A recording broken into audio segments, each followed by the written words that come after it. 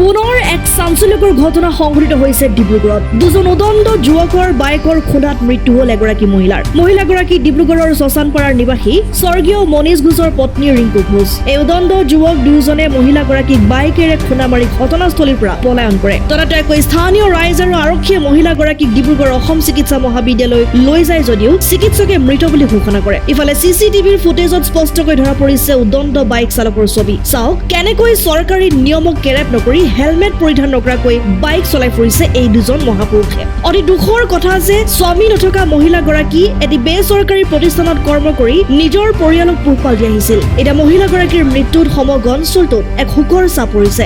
আমাৰ বাইদেউ মানে আমাৰ ঘৰৰ মানে ডাঙৰ বাইদেউ মোৰ হয়। মোৰ ডাঙৰ বাইদেউ মানে কামত গৈ আছিলে।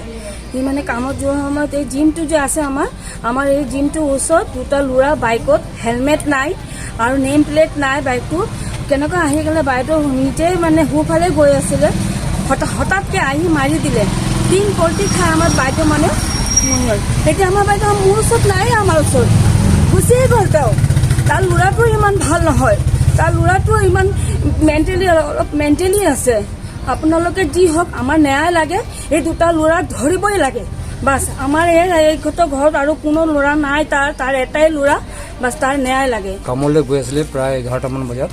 যাওঁতে বেক চাইডৰ পৰা বুলেট বাইক দুজন মানুহ আছিলে, উইদাউট হেলমেট নাই, নাম্বাৰ প্লেটো নাই বুলি শুনিছোঁ।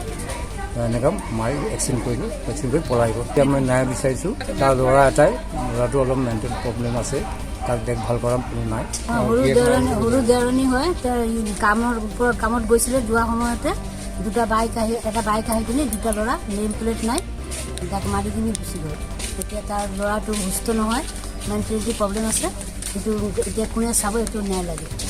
তেওঁৰ হাজবেণ্ড নাই, তাৰ হাজবেণ্ড নাই, কোনোৱে নাই। তেওঁৱে ঘৰ চলাইছে। ল'ৰাটো কামলৈ নাযায়, ল'ৰাটো ঘৰলৈ থাকে। তাৰ মেণ্টেলটো বহুত বেয়া, একদম কাম চাম কৰিব নোৱাৰে, ঘৰৰ পৰা নোলোৱাই।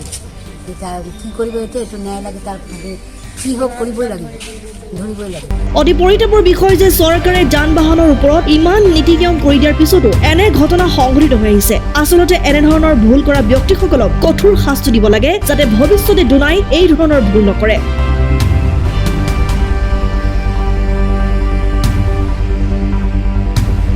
News desk report, Assam 24।